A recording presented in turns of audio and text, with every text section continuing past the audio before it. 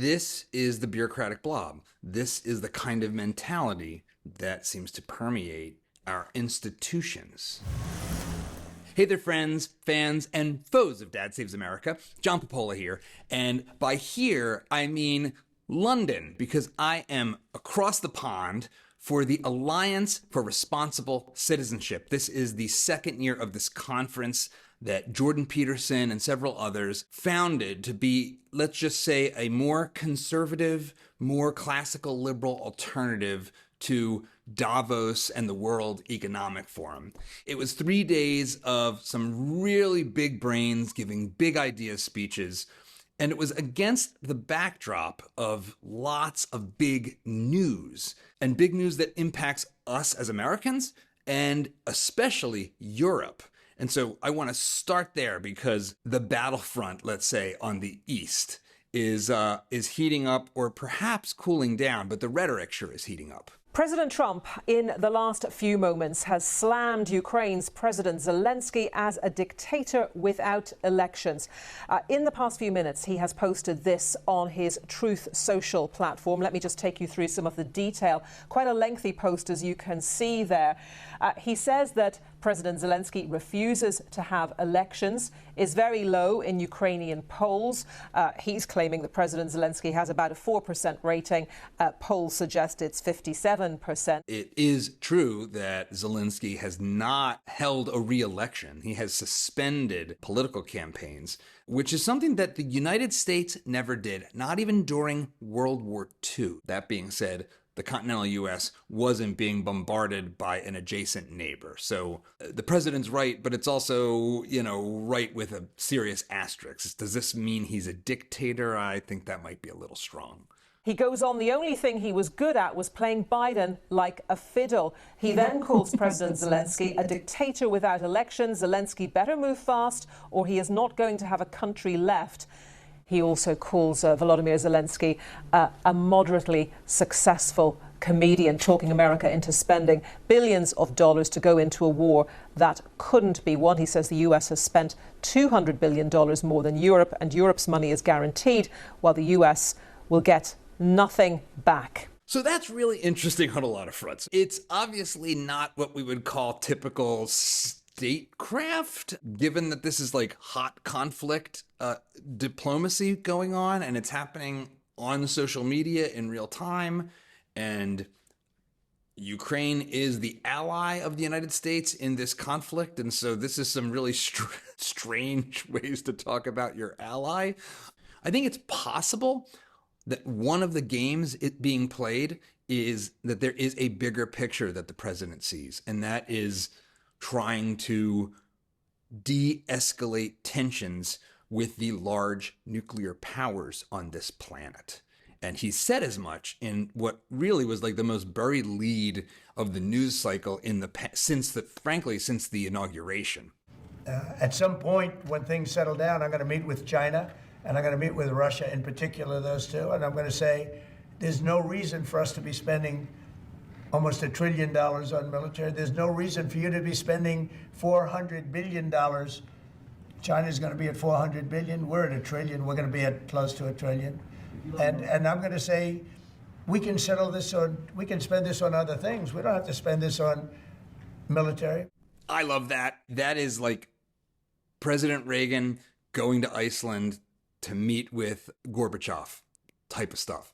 If that's just rhetoric, that's one thing, but I think this is an area where, from my perspective, President Trump has actually been consistent. He has been consistent in talking about the war in terms of the human cost, the hundreds of thousands of soldiers and civilians that have died, as opposed to the geopolitical positioning and the trying to weaken Russia, even though Russia seems like it's maybe gotten stronger along the way. But he's talked about the human cost, and he's talked about wanting more peace, more trade, doing more business. He wants to do business. That's what he wants to do. Being in Europe, being in a room of 4,000 people from all across Europe and around the world, but especially Europeans, it was striking that even as this was going on, there was broad excitement for the change taking place in the United States. That's really interesting and really strange, because as President Trump and this BBC report noted, we are footing most of the bill, or a larger share of the bill, for Europe's neighbor, an entire ocean plus away from us, than Europe is. And that's really strange. It's 2025, and why are we paying for this? Why is America paying for this? The claim is to protect a democracy. But as Vice President Vance noted when he was giving a speech in Munich just last week, those democratic values have other enemies we need to be worried about besides just the Russians. And I think that these two things need to be seen in context with each other. The threat that I worry the most about vis-a-vis Europe is not Russia, it's not China, it's not any other external actor. And what I worry about is the threat from within, the retreat of Europe from some of its most fundamental values, values shared with the United States of America. And unfortunately, when I look at Europe today, it's sometimes not so clear what happened to some of the Cold War's winners. I look to Brussels, where EU commissars warn citizens that they intend to shut down social media during times of civil unrest the moment they spot what they've judged to be, quote, hateful content. Or to this very country, where police have carried out raids against citizens suspected of posting anti-feminist comments online as part of, quote, combating misogyny on the internet, a day of action.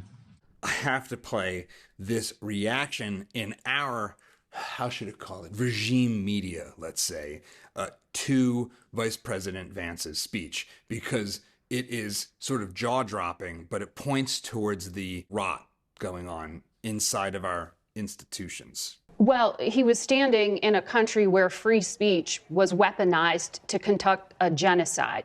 One more time, because I kind of can't believe that this was the reaction to that speech. Well, he was standing in a country where free speech was weaponized to conduct a genocide. And he met with the head of a political party that has far-right views. Free speech was not used to conduct a genocide. The genocide was conducted by an authoritarian Nazi regime that happened to also be genocidal because they hated Jews and they hated minorities. There was no free speech in Nazi Germany. There was none. It's just crazy that somebody that's in a position of any kind of authority on the news would position Nazi Germany like it was because of free speech. Just when you thought you couldn't hate the regime media enough, they do stuff like this. But what are we talking about here? What's going on in Germany and the UK and across all of Europe? Warning, it's insane. If you've ever dared to read the comments on a social media post, you might start to wonder if civilized discourse is just a myth. Aggressive threats, lies, and harassment have unfortunately become the norm online, where anonymity has emboldened some users to push the limits of civility. In the United States, most of what anyone says, sends, or streams online, even if it's hate-filled or toxic, is protected by the First Amendment as free speech. But Germany is trying to bring some civility to the World Wide Web by policing it in a way most Americans could never imagine. Are you seeing the framing? Germany's trying something different, something civil, in a way that we wouldn't imagine. In an effort, it says, to protect discourse, German authorities have started prosecuting online trolls. And as we saw, it often begins with a pre-dawn wake-up call from the police. Right. So just when you thought all of this was hyperbole, it's not hyperbole at all. Pre-dawn raids by the cops for your Facebook posts. It's 6:01 on a Tuesday morning, and we were with state police as they raided this apartment in northwest Germany. Inside, 6 armed officers searched a suspect's home, then seized his laptop and cell phone. Prosecutors say those electronics may have been used to commit a crime. The crime, posting a racist cartoon online. At the exact same time, across Germany, more than 50 similar raids played out. Part of what prosecutors say is a coordinated effort to curb online hate speech in Germany. What's the typical reaction when the police show up at somebody's door and they say, hey, we believe you wrote this on the internet? They say, in Germany we say, das wird man wohl doch mal sagen dürfen. So we are here with crimes of talking, posting on internet, and the people are surprised that this is really illegal to post these kind of words. They don't think it was illegal? No, they don't think it was illegal. And they say, no, that's my free speech. And we say, no, we have free speech as well, but it is also has its limits. We have free speech as well, but when we say free, we mean more like Nazi free. Like Nazi-style free speech. That's what we're talking about. That was a terrible German accent, but, so be it. This is part of the job for Dr. Matthias Fink, Svenja Meininghaus, and Frank Michael Lau, a few of the state prosecutors tasked with policing Germany's robust hate speech laws online. This is the bureaucratic blob. This is the kind of mentality that seems to permeate our institutions. It's hard for me to really grapple with the idea that a Western democracy would install bureaucrats like this, empower them to arrest and imprison their citizens for posting jokes on the internet, and they would be so flippant about how it is. It's equally weird that an American journalist releasing this to a legacy American news program would treat this like an interesting curiosity instead of the fundamental assault on the basic premise of Western civilization, which is freedom of speech, freedom of thought, the ability to think at all. Is it a crime to insult somebody in public? Yes, it is. And it's a crime to insult them online as well? Yes. The fine could be even higher. How are we supposed to preserve the lessons of history if we can't talk about them? How is that supposed to happen? How do we have never again if the next generation doesn't know anything about it because discourse has been corralled into narrow and increasingly benign sounding rhetoric? That's what's happened. The process of staying vigilant and protecting the freedoms that the Allied powers fought for has been completely flipped upside down, and it has been done so with a velvet glove instead of a hammer. The punishment for breaking hate speech laws can include jail time for repeat offenders. I just want to point something out real quick. This may not have been quite as intentional as I'm going to make it out to be, but notice the edit here. The punishment for breaking... Zoom in on the gun! This is the most libertarian thing ever.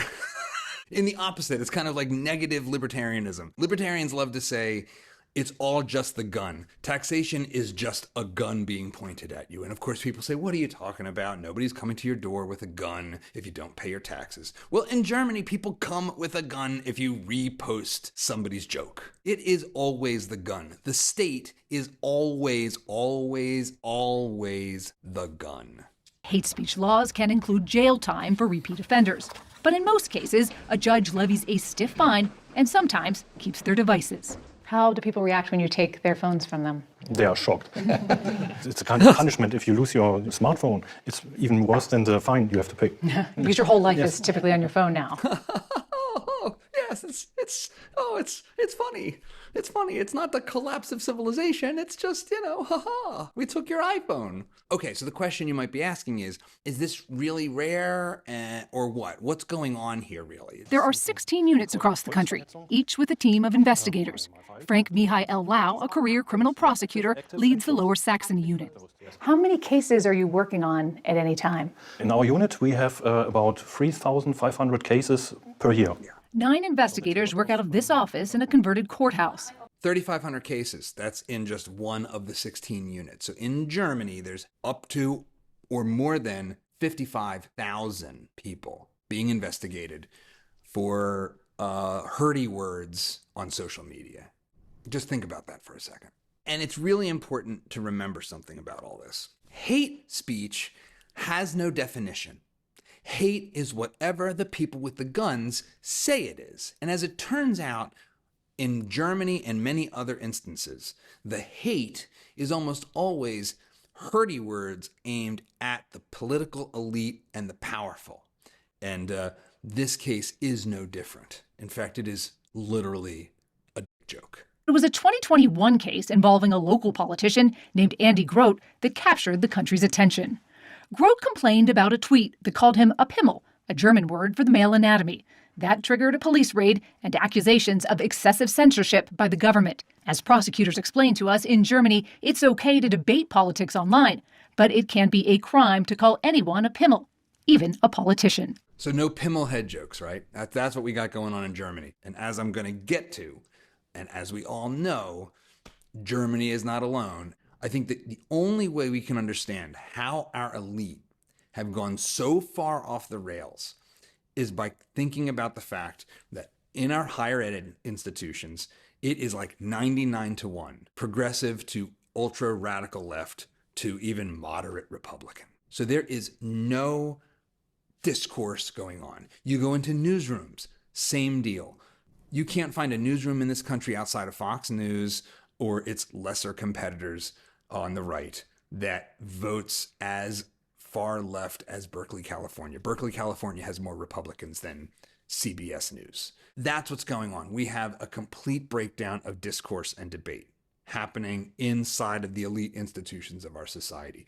And what happens there is a collapse into weirdo land, a complete vortex of self-reinforcing horseshit. That is what is going on, and that's how you can end up with national politics and policy that looks this suicidal. But this isn't the only form of suicide going on in the West. And a later part of J.D. Vance's speech points to one which was also a big theme at the ARC conference. A little over 2 years ago, the British government charged Adam Smith Connor, a 51-year-old physiotherapist and an Army veteran, with the heinous crime of standing 50 meters from an abortion clinic and silently praying for 3 minutes. Not obstructing anyone, not interacting with anyone, just silently praying on his own. And after British law enforcement spotted him and demanded to know what he was praying for, Adam replied simply, it was on behalf of the unborn son he and his former girlfriend had aborted years before. Now, the officers were not moved.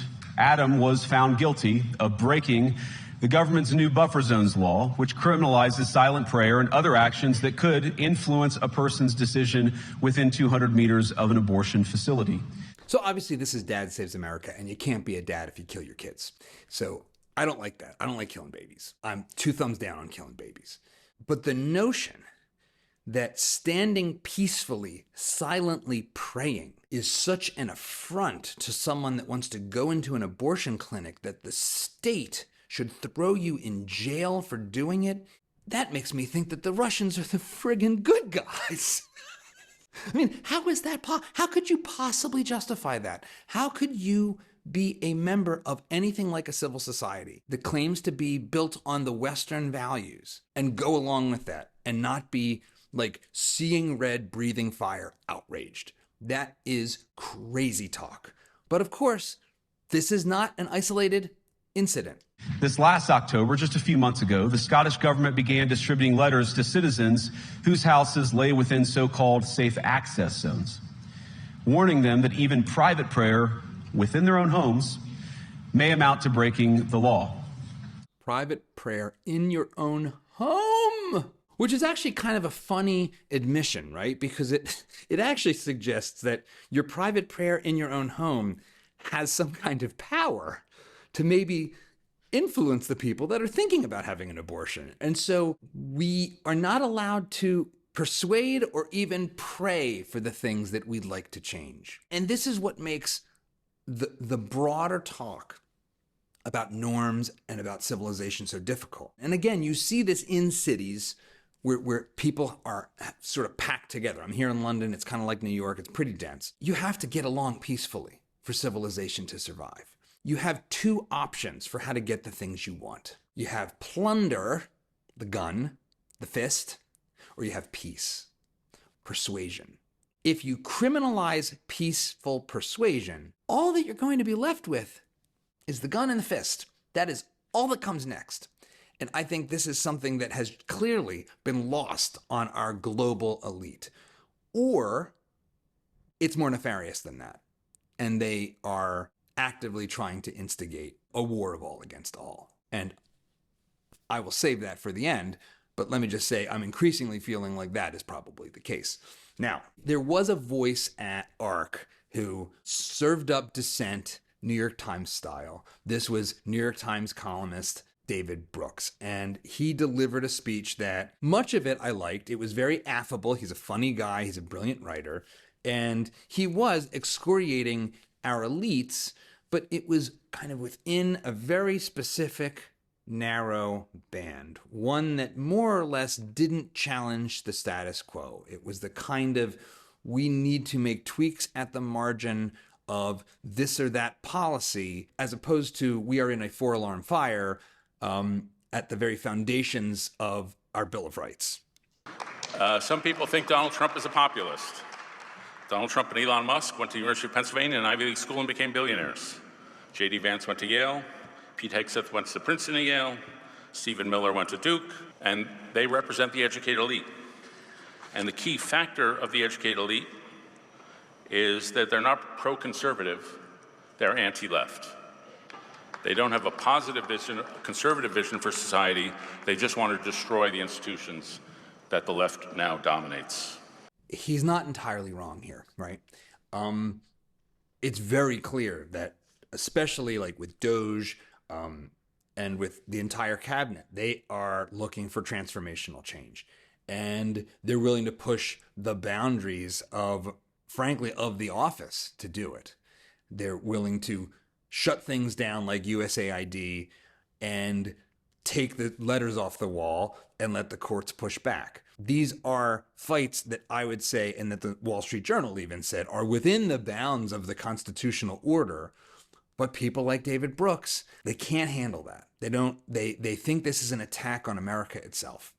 And I just profoundly disagree with this perspective. I also happen to think that his depiction, it's clever to say, oh, look, these people have Ivy League degrees, therefore they're elites. It's one thing to go to an Ivy League school and then, I don't know, start a business, run a payroll, build stuff, including actual buildings, or start companies, or come from nothing like J.D. Vance in the hollers of Appalachia and end up being the vice president.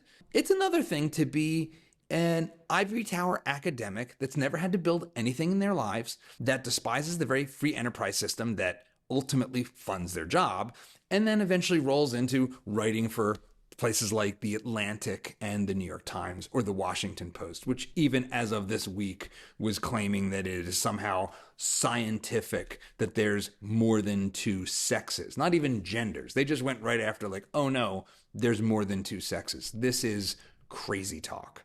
So there are good elites and there are loony elites. And I think most of what the president is doing is attacking the loony elites. More of it's good than people like David Brooks think. Pete Hegseth gave away our bargaining chips with Putin before we even had negotiations.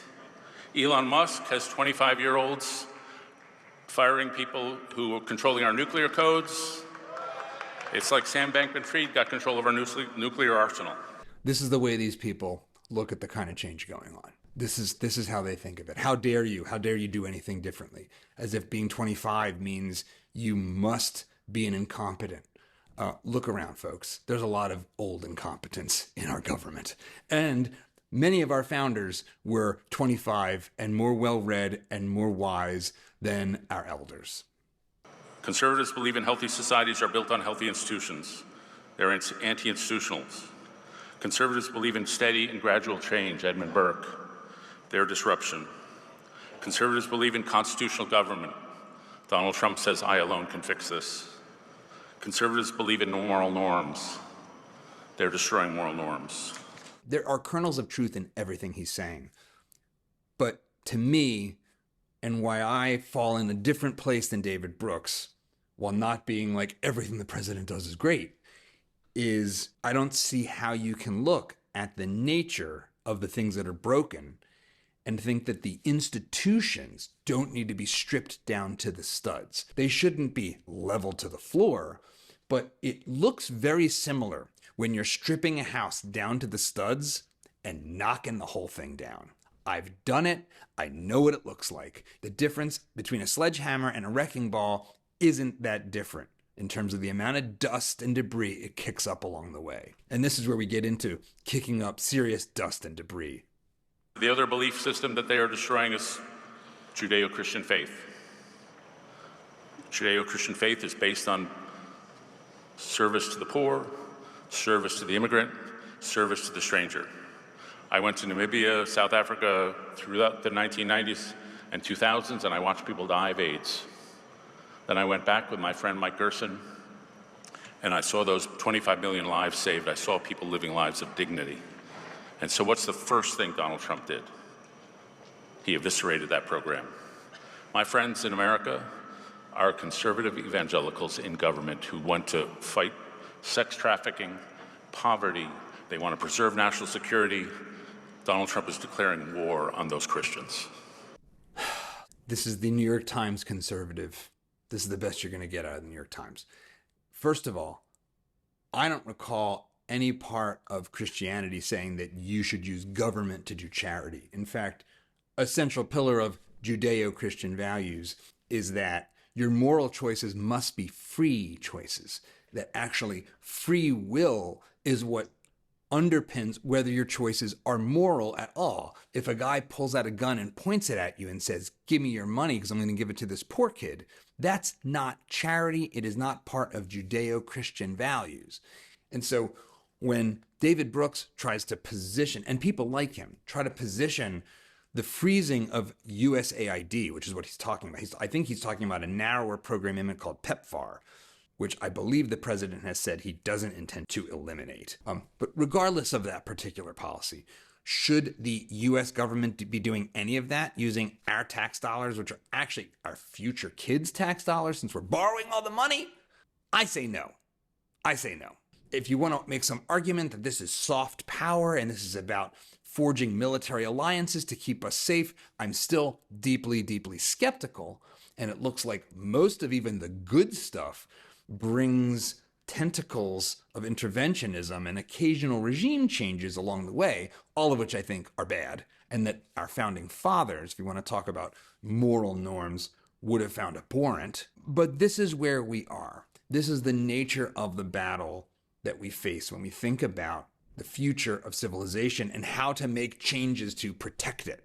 These are the kinds of institutional forces allied against serious change. They come back at us with procedure, with process. It's a difficult thing to think about how to make serious change that is as disruptive as we probably need without throwing out babies with the bathwater, literally, which, again, was one of the things USAID was doing. They were funding all manner of abortive and trans healthcare related things. So cry me a river, David Brooks. I'm glad that thing is hopefully going to get killed. Whenever we think about the norms of this country, of America, we have to come back to the First Amendment, because it is only through freedom of speech and assembly and thought that any of the other rights are possible. And what Americans faced last November was a choice between an imperfect, brutish Donald Trump, and we only had one other choice. And that other choice were the leading lights of the center left. So it's really, really hard, much harder to build consensus today than at any time in the 45, 50 years I've been involved in this. And there's a lot of discussion now about how you curb those entities. Those entities being social media platforms like X. In order to guarantee that you're going to have, some accountability on facts, et cetera. Some accountability on facts. In other words, we got to figure out how to censor to make sure only our message gets out. That's John Kerry, former Secretary of State. Here's the, I think, still current president of NPR. The number one challenge here that we see is, of course, the First Amendment in the United States is a fairly robust protection of rights. Number one challenge. This is a woman who, before she became NPR's president, said that sometimes our pursuit of truth gets in the way of getting things done. In a TED-like talk, or maybe it was a TED talk. When the pursuit of truth gets in the way of getting things done, you shouldn't be doing what you want to get done. That's the facts. There's no guarantee to free speech on misinformation or hate speech, and especially around our democracy. There absolutely is. And this would have been the Vice President of the United States if things went the other way. And they could have gone the other way by a closer margin than was reasonable, frankly. So I think it's important to indict the Russians, just as Mueller indicted a lot of Russians who were engaged in direct election interference and boosting Trump back in 2016. But I also think there are Americans who are engaged in this kind of propaganda. And whether they should be civilly or even in some cases criminally charged is something that would be a better deterrent. Hear that? You know, those Russians buying Facebook ads, they're bad, but you know who's really bad? You! And you should be criminally charged, just like the Germans. So if you think that can't come here, you got another thing coming, because this is the mainstream of the center left. These aren't the crazy commies on the fringe. The First Amendment is a check on the power of the state. It doesn't apply to private companies like Facebook or Twitter, any more than it applies to editorial decisions made by the New York Times or Fox News. Any rules we come up with to govern the distribution of content on the internet will involve value judgments. But I also think decisions like this shouldn't be left solely to private interests. You know, like the First Amendment demands that the government shall pass no law infringing upon the freedom of speech. Pass no law. Constitutional expert, former President Barack Obama, doesn't understand the basic text of the First Amendment. These big platforms need to be subject to some level of public oversight and regulation. It is a chance for all of us to fight for truth. These are the moral norms institutional people. That's who these people are.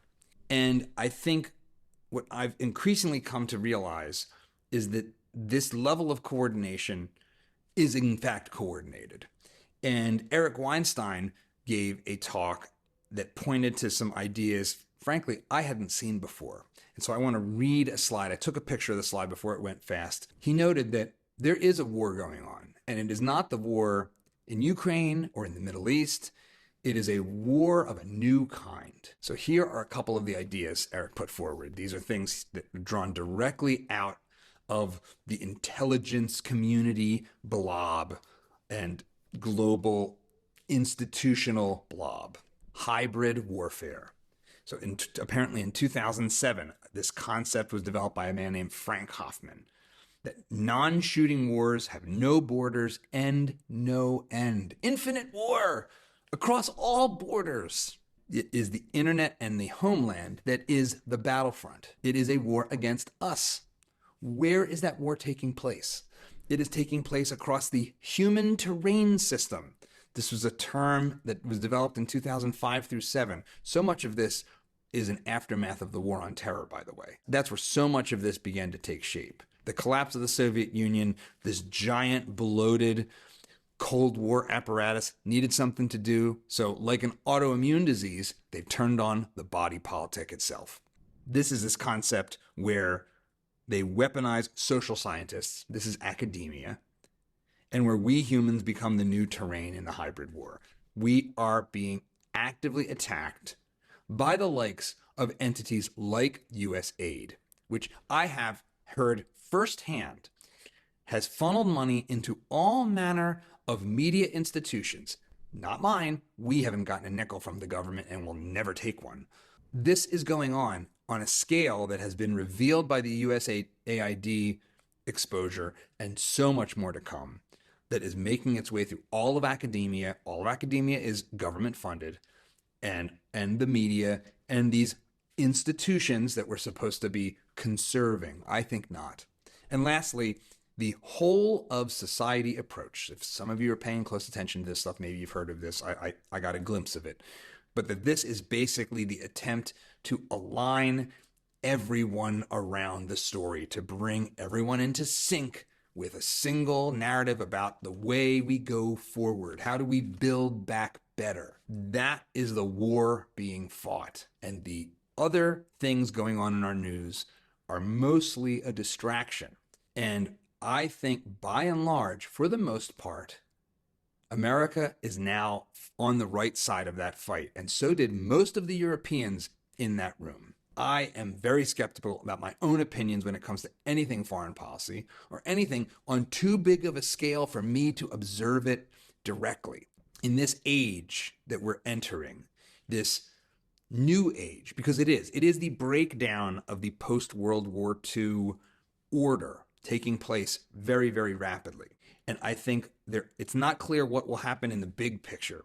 But as an individual, I think one of the things that we need to do and that we need to help our kids do through their education, through our discourse with them, is to know what right and wrong is, to have moral discernment. I think this is the most important lesson they can learn. This is why I strongly advise you don't let them get brainwashed by a school that you aren't paying close attention to. Help your kids understand the values that really matter, the values that they would fight and die to protect, the values that they wouldn't lie about under any circumstances, under the kinds of circumstances that we all hope will never come back to our society. But that might. And I think if we do that, and if enough of us do it, we might renew a future generation, a future great, maybe even greatest generation. Have a great weekend.